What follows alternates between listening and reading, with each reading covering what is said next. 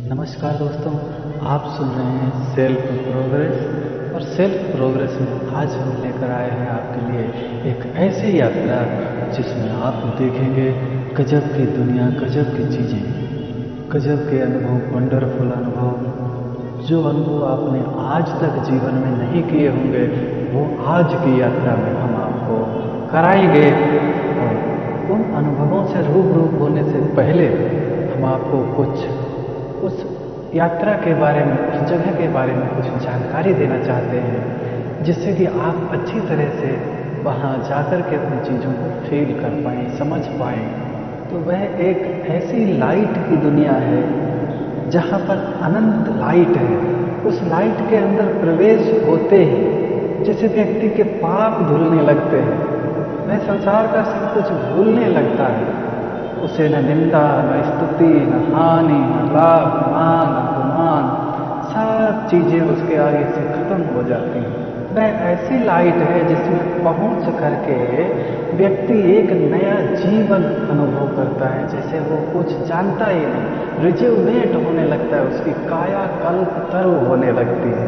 उस लाइट के अंदर पहुंचते ही ऐसा फील होता है कि जैसे सुख के सागर में पहुंच गए हो, शांति के सागर में पहुंच गए हो, प्रेम के सागर में पहुंच गए हो, आनंद के सागर में पहुंच गए हो।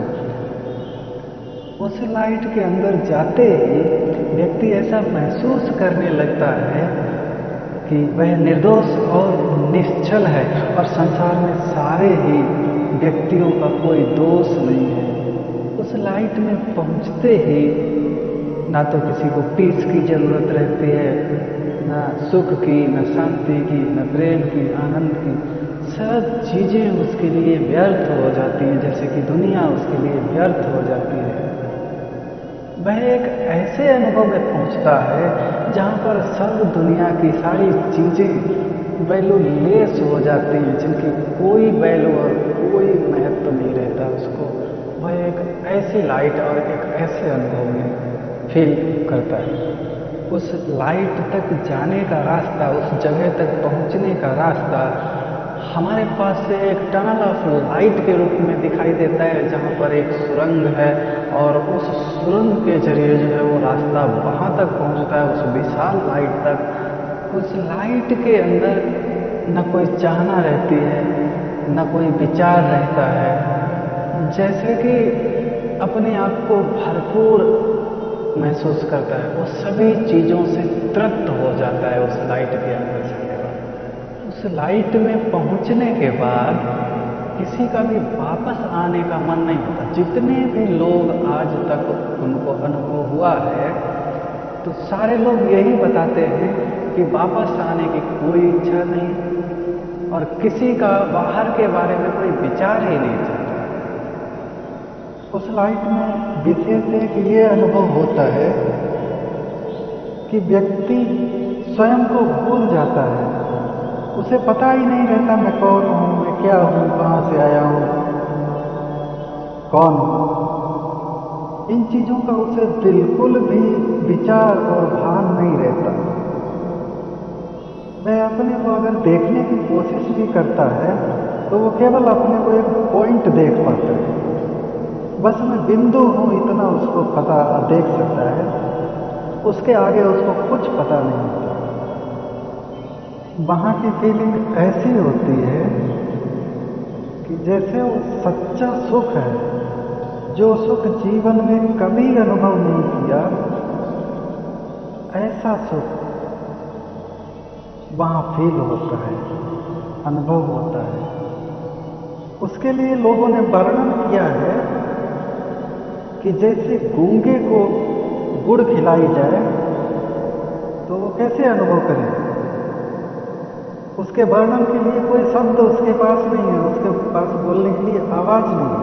ठीक इसी प्रकार वहाँ जो जाता है, उस अनुभव को जो करता है, उसी के पास वो संग्रहित उस मात्रा में उसको वो फीलिंग होती है। बाकी लोगों को वो उस प्रकार से वर्णन नहीं कर सकता। उसके लिए ऐसे कहीं कोई शब्द ही नहीं है वर्णित करने के लिए।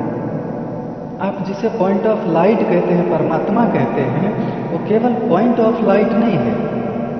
उसकी फीलिंग क्या है उसके कार्य क्या है, उस चीज के सहित उसको याद करना, तब आप एक डीप फीलिंग में जाते हैं। जब तक आपको उसके बारे में नहीं पता है, उसके अनुभव नहीं है, तब तक आप उसको याद करने की कोशिश करेंगे, लेकिन बार बार भूल जाएंगे। और जो एक बार उस फीलिंग में गया, जिसने अनुभव किया प्रैक्टिकल में, वो आज तक जिंदगी भर नहीं भूल पाया उस अनुभव को। आप YouTube में सर्च करके देख सकते हैं NDE, near death of experience. तो जिन लोगों ने अनुभव किए हैं, उनकी जिंदगी में वो कभी आज तक नहीं भुला पाए हैं उस याद। ये है परमात्मा की याद।